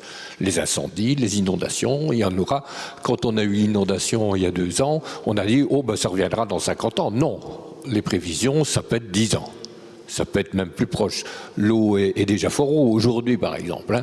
On peut l'avoir même en hiver. Tout est possible. Ce que je veux dire, c'est que nous consommons l'énergie et nous essayons de la garder. C'est comme ça que nous vivons. Nous avons donc besoin de vêtements, on a besoin de manger d'abord pour maintenir notre énergie, et on a besoin de se loger. Et on a besoin aussi de s'adapter aux températures, etc. Tout ça, c'est important. L'urgence doit être focalisée sur ces besoins essentiels de l'être humain qui vit en société. C'est là-dessus. Et ce n'est pas une urgence pour les événements exceptionnels, c'est une urgence permanente. On est entré dans l'exceptionnalité permanente, si on peut faire un français n'importe comment. Donc comment allons-nous maintenir une capacité de production alimentaire? Comment allons-nous sortir des vêtements à jeter? Comment allons-nous changer les habitudes de consommation? Comment allons-nous couper sur Belgacom et sur vous, couper la publicité? Avoir un autre système qui parle d'autre chose que la consommation à outrance. Ça, c'est la problématique de l'urgence permanente. C'est un changement de paradigme qui est la survie. Comment allons-nous organiser le rationnement, par exemple? Est-ce que ça va être la répartition des chips et du coca, ou bien est-ce qu'on va essayer de répartir nos cultures vivrières que nous avons ici? Est-ce qu'on va continuer à laisser l'agriculture wallonne travailler pour le commerce mondial, ou on va essayer qu'elle travaille d'abord pour nous, ici? C'est les questions qui sont posées. Excusez-moi. Moi, je veux bien répondre. Voilà, peut-être juste pour... Ouais. Moi, je pense que c'est des changements énormes, complexes, donc ça implique tout le monde, les citoyens, les politiques, les entreprises. Et je pense qu'il faut y aller tout de suite. Et pour y aller tout de suite, le plus facile, c'est d'aller par des petits gestes. Et puis y aller collectivement avec tous ceux qui sont déjà engagés dans des petits gestes, dans vos organisations, changer les choses déjà à une échelle un peu plus large, parce que collectivement, on a plus de force, on a plus de courage pour changer des choses à l'échelle plus large, et ainsi de suite. Je pense que c'est des expérimentations collectives qu'il faut, et puis après, une fois que c'est expérimenté et qu'il y a des choses qui fonctionnent, elles peuvent être prises alors par les politiques qui font des réglementations. Donc je pense qu'il faut y aller tout de suite et tous ensemble. tu voulais bouger? Par rapport au travail qu'on a fait dans le cadre du plan climat, c'était aussi d'expliquer où étaient les leviers d'action et je pense que ça a été aussi un exercice important pour la ville de voir un peu comment objectiver quels étaient les leviers mais surtout les conséquences, en tout cas les causes des augmentations du réchauffement climatique et donc là aussi d'avoir pu découper l'aspect du logement, de l'énergie, l'aspect de la mobilité, l'aspect aussi de la production des énergies renouvelables parce qu'il y a aussi une partie de la solution dans la technologie, c'est pas la solution mais c'est une partie et donc c'était important dans le travail qui a été fait et de manière transversale avec tous les services, avec nos partenaires, parce que évidemment ce n'est pas la ville de Liège toute seule, c'est l'ensemble des partenaires sur un territoire qui peuvent agir, de pouvoir concrétiser, en tout cas de pouvoir objectiver les efforts et là où ils doivent être menés et de savoir que les émissions proviennent essentiellement de tout l'aspect du logement et donc de voir comment agir sur le logement, savoir que finalement la ville de Liège, pour prendre la ville de Liège, quand elle agit sur son patrimoine propre, ça ne représente que 2% des émissions. Donc c'est un rôle d'exemplarité, certes, mais ce n'est pas là qu'on va pouvoir avoir un levier important. Et donc ça, je pense que ce travail-là, il a déjà eu le mérite d'exister et de pouvoir objectiver. Après, c'est responsabiliser les uns et les autres.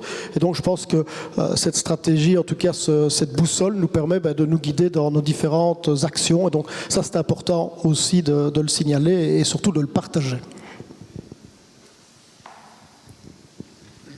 Qu'il y a toujours deux approches. L'approche, on dit en anglais bottom-up, ça veut dire ça vient de terrain et ça monte l'initiative des communautés et des citoyens. Il y a aussi d'initiatives qui viennent de haut, top-down. On voit par exemple dans les prochaines années, on va avoir des taxes carboniques avec des budgets de kilogrammes de CO2 par ménage par exemple. C'est pas quelque chose de très fameux, mais on le trouve déjà dans quelques pays qui existent déjà. Et ça change fortement le comportement parce qu'on va trouver qu'il y a une taxation sur les gens qui consomment, qui dépassent certaines limites. Ça, c'est aussi un changement qu'on va avoir. Peut-être on ne le voit pas aujourd'hui, mais dans plusieurs pays européens, avec le but européen d'avoir un continent neutre et carbonique vers 2050, moi je crois que ça va aussi avoir un effet levier à côté de toute l'initiative de terrain et des citoyens.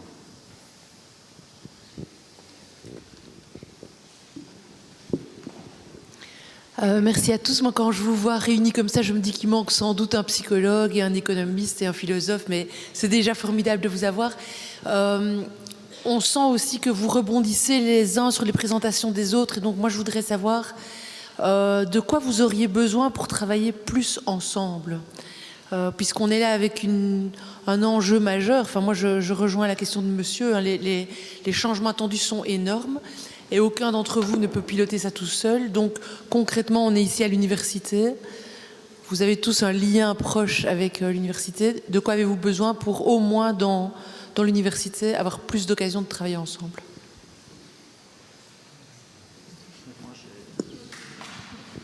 Merci pour la question. Déjà, par exemple, je travaille avec mon collègue Xavier. C'était un financement interne à l'université. Et j'ai jamais réussi d'avoir un financement pour travailler avec la ville, malgré que Monsieur Fauré en a parlé plusieurs moments. On voulait par exemple installer des stations climatiques pour mesurer ce phénomène d'îlot de chaleur. J'ai réussi de le faire à Bruxelles parce qu'il y avait un certain financement. C'est-à-dire, je crois, il y a une volonté, il n'y a aucune barrière que ville, université, même industrie ou secteur privé travaillent, mais du temps, on a besoin d'avoir des cadres et des financements qui encouragent ça. J'ai des bons exemples qui ça marche. On n'a aucune barrière du point de vue technique ou au contraire, on a déjà des projets, on peut faire beaucoup de choses.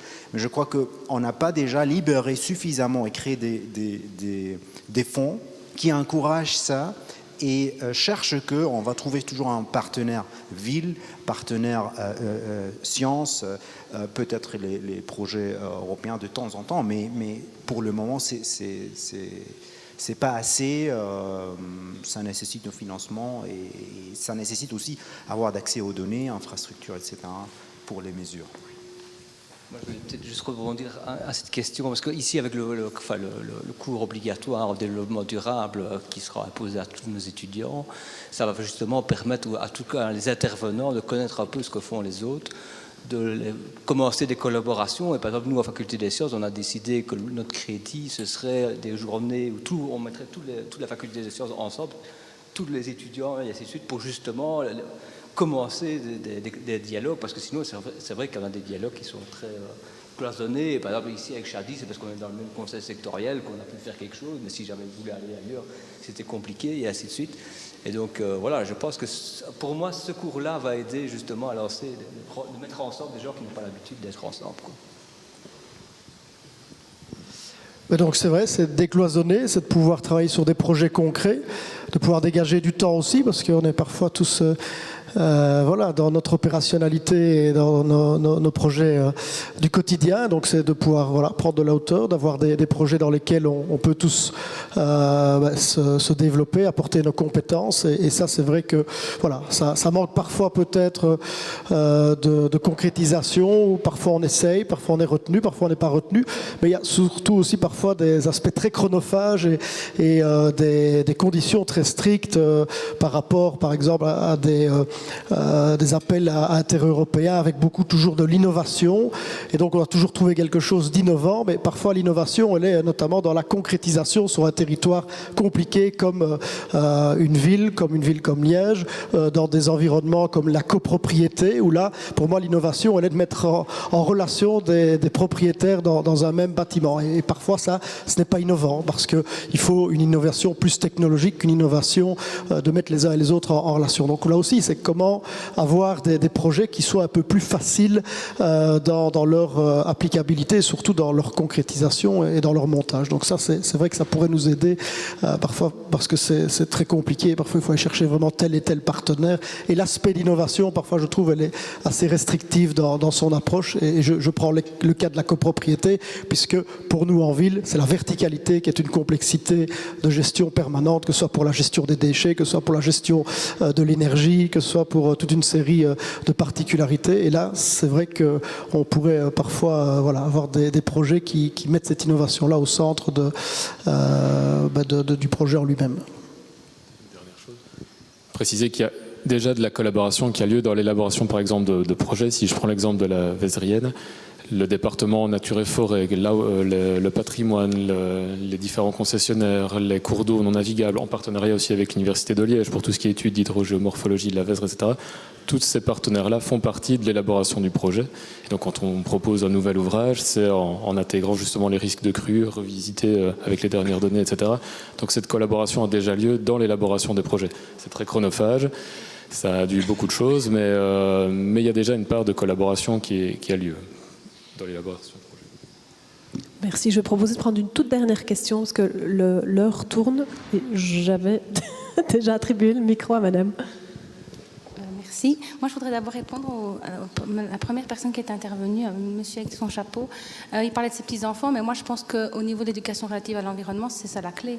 Et ça doit commencer dès la maternelle. Et là, je pense qu'à ce niveau-là, il y a un grand manque et qu'on devrait apprendre, nous en tout cas, moi je suis enseignante, c'est notre job de parler de ça le plus tôt possible. Et ça ne deviendra alors pas chiant ou embêtant, ça deviendra la norme, ça deviendra habituel et on ne se posera plus la question. Alors, moi, j'avais deux questions pour vous. La première, c'était comment fait-on pour que les gens aient encore assez d'énergie pour se comporter en tant que colibri si on leur demande déjà de s'adapter? Je pense que faire les deux, ça risque peut-être de laisser moins de place au fait de pouvoir se comporter autrement. Et alors, par rapport à l'adaptabilité de tout ce qui est bâtiment, j'ai un peu du mal à comprendre.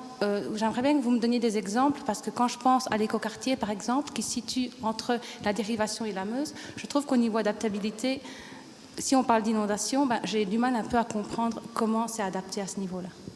Donc voilà.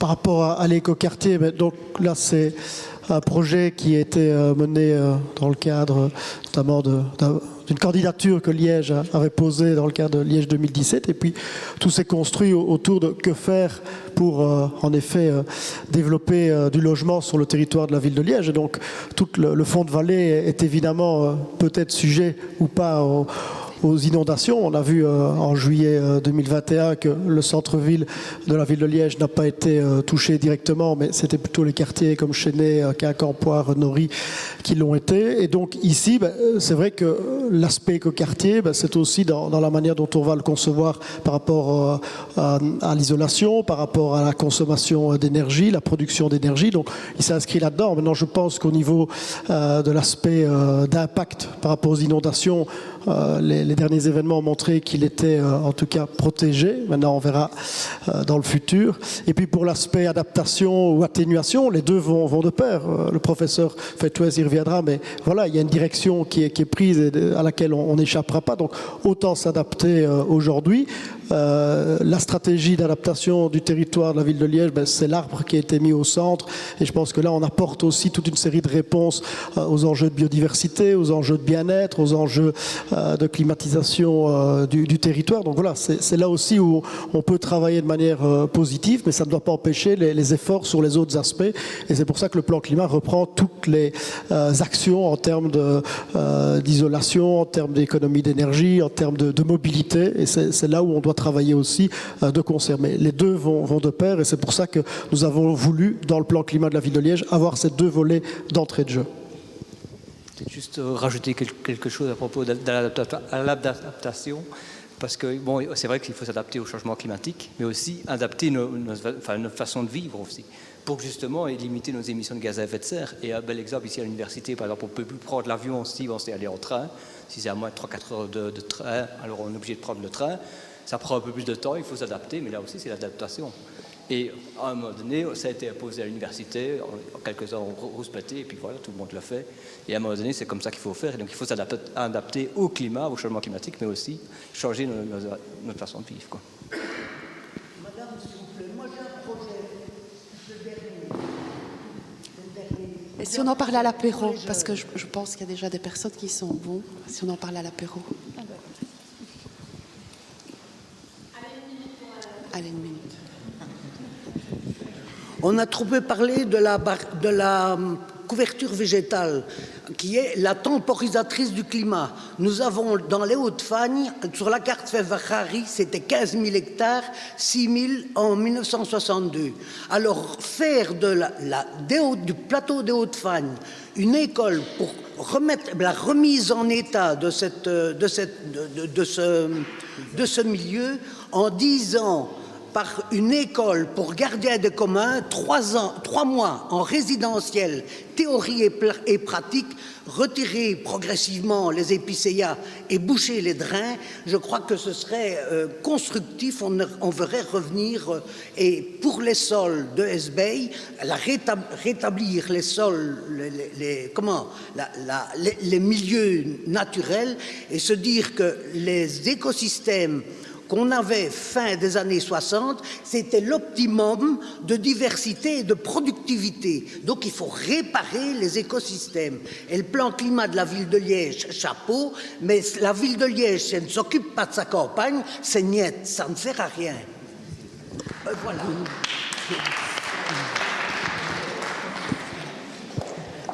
Voilà, je propose qu'on poursuive dans 5 minutes les discussions, les débats, les idées de projet autour d'un verre, parce qu'il y a un verre qui vous est offert.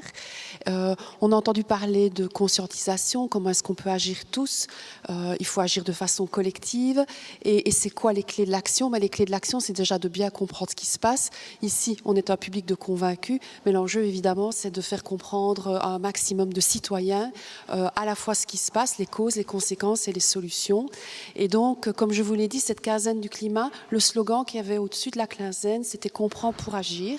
Et on vous invite aujourd'hui, tous, dans la salle, à 2 actions fédératrices. On parle de collectif, on parle d'action. On vous met directement le pied à l'étrier. Alors, la première, c'est celle-ci. Est-ce que vous avez vu ce bus qui circule dans la ville depuis quelques jours? Qui a vu le bus?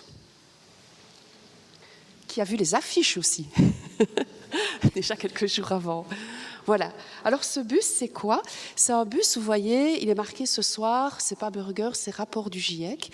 C'est une idée d'un collectif français. Au moment où il y a eu les rapports du GIEC qui ont sorti, c'est des rapports de plusieurs centaines de pages que personne ne va lire, sauf les spécialistes évidemment. qui ont même participé. Mais donc, l'idée de ce collectif-là, c'était de se dire, synthétisons chacun des 3 rapports. Il y a un rapport sur les causes du changement climatique, un autre sur les conséquences, un autre sur les solutions. Donc, on a parlé d'adaptation, d'atténuation. Eh bien, ils ont synthétisé ce rapport en 10 points clés. Et donc, si on scanne le QR code qui est lié à la fiche, eh bien, on peut avoir accès à ces 10 points clés. Ça veut dire que n'importe quel citoyen peut comprendre en 10 points clés des choses essentielles par rapport au changement climatique. Eh bien, on vous invite à aller sur le site du Green Office. Vous pouvez scanner ici le QR code et vous pouvez télécharger cette affiche et la mettre là où vous le souhaitez, évidemment avec l'accord des personnes si c'est des lieux publics, mais donc en privé ou dans votre commune. Voilà. Il y a toutes les communes en Belgique, en Wallonie qui ont été invitées à le faire. Cette affiche se situe maintenant aussi, est affichée dans les gares belges, dans 78 gares belges, dans les TEC en Wallonie. Et donc on vous invite à cette campagne citoyenne qui est faite notamment avec le collectif pour un réveil écologique, mais aussi avec les shifters et toujours avec l'Université de Liège. Donc ça, c'est une première action très concrète qui est de conscientiser un maximum de personnes sur des enjeux globaux. Et puis on vous propose une deuxième action qui est à une échelle plus individuelle, c'est de conscientiser chacun finalement où sont nos impacts carbone dans nos habitudes. Sachant que si on change nos habitudes, ça fait partie de la solution. On a parlé évidemment de l'action politique, du top-down, mais aussi ce mouvement bottom-up. Et donc on vous invite à calculer votre empreinte carbone sur un site en ligne. Alors soit je vous recommande d'aller sur le site du Green Office, vous aurez toutes les indications, mais ce que je peux vous dire, c'est qu'il y a des ateliers qui sont organisés de façon collective le 8 décembre. Pourquoi le 8 décembre? Parce que c'est la journée mondiale du climat, et donc il y aura 2 sessions à 11h et à 12h30 que vous pouvez rejoindre avec un QR code, mais aussi, si vous ne pouvez pas le faire à ce moment-là, vous pouvez contacter le Green Office qui vous fournira tout ce qu'il vous faut pour pouvoir le faire dans votre organisation, que ce soit une entreprise, que ce soit une école, que ce soit dans votre quartier. Vous pouvez être invité à le faire, et c'est vraiment un mouvement qui est lancé ici en Belgique, mais pas qu'en Belgique. Aussi, vous voyez, il y a une session internationale à 17h, parce que c'est aussi un mouvement qui est lancé aux États-Unis et au Québec. Voilà ce que je voulais vous partager pour 2 actions collectives. Je voulais vous dire aussi que cette quinzaine du climat, ce soir, c'est la 2e soirée. Et donc, vous pouvez scanner ce QR code, vous pouvez aller sur le site du Green Office, vous aurez aussi les autres événements. Et très, très rapidement, voilà, il y a plusieurs choses qui vont être organisées, notamment une présentation d'un programme international pour aider, c'est un programme qui émane d'universités au Québec, qui est vraiment pour former des futurs leaders pour le climat. Il y a aussi une conférence qui aura lieu demain à HEC sur du fameux collectif français pour un réveil écologique qui vont vraiment montrer, Sybille a parlé des freins psychologiques, ils vont vraiment montrer les 10 freins de l'inaction des humains, notamment l'aquabonisme, je ne vais pas les citer tous, et puis ils vont montrer clairement, on a parlé comment est-ce qu'on peut agir à travers de la consommation, on peut agir à travers des projets collectifs, à travers du lobbying politique pour avoir des réglementations plus fortes, et donc ils vont montrer ces différentes pistes d'action. Et puis il y aura une soirée jeu, s'il y en a qui veulent s'amuser avec le climat, il y aura une soirée jeu vendredi au centre de Liège avec différents jeux, notamment un jeu qui a été créé dans le cadre d'un doctorat ici à l'Université de Liège qui sera présenté. Et puis, vous aurez aussi une conférence très intéressante qui sera présentée par Thomas Wansart au Théâtre de Liège. Et là, il y aura un croisement du projet Rêvons Liège et de cette quinzaine climat à travers différents... Enfin, il y aura principalement deux moments dans la soirée. Il y aura notamment un podcast qui a été préparé par le Venture Lab. Voilà, un podcast immersif, je ne vais pas vous en dire plus. Et aussi une conférence de Thomas Wansart qui va montrer que c'est tout à fait possible de réduire notre empreinte carbone pour être en lien, aligné avec les objectifs de l'accord de Paris, tout en conservant nos meilleurs moments de vie. Et ça, je trouve que c'est une chouette invitation. On a parlé de reconnexion à la nature. Les meilleurs moments de vie, quand on y réfléchit bien, ils sont décarbonés. Et ce sera une conférence interactive où vous pourrez interagir via BookLab. Et puis voilà, si ça vous intéresse, il y a toute une série d'ateliers. Céline a parlé tout à l'heure de différents ateliers, notamment la formation au plaidoyer, qui est organisée par Eclosio. Donc voilà, moi je voulais remercier toute l'équipe évidemment du Green Office, mais aussi tous les partenaires qui travaillent sur cette quinzaine climat. Évidemment la cellule développement durable, Liège Créative, Eclosio, le Venture Lab, le S-Lab et tant d'autres. Et puis tous nos experts aussi. Et puis tous les invités, externes à l'Université de Liège qui participent participent, et puis bien sûr vous dans la salle. Et donc pour vous remercier, on vous invite à boire un verre maintenant.